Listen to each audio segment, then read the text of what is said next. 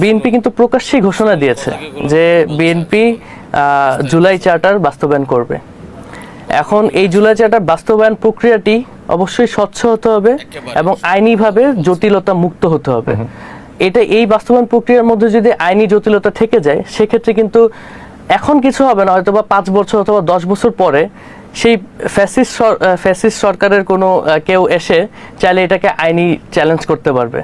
এবং এই প্রক্রিয়াটিকে যদি প্রশ্নবিদ্ধ করে এই জুলাই চার্টারটাকে বাতিল করে দেওয়া যায়, তাহলে কিন্তু আলটিমেটলি এটার ভুক্তভোগী আমরা যারা জুলাইয়ের সাফারার আছি, যারা জুলাইয়ের যোদ্ধারা রয়েছে, তাদেরকে নিতে হবে।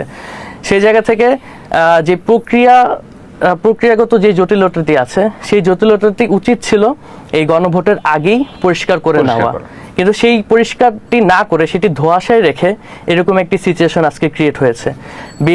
এবং আমি বলতে বাধ্য হব যে বিএনপি এরকম স্ট্যান্ডে যেতে বাধ্য হয়েছে।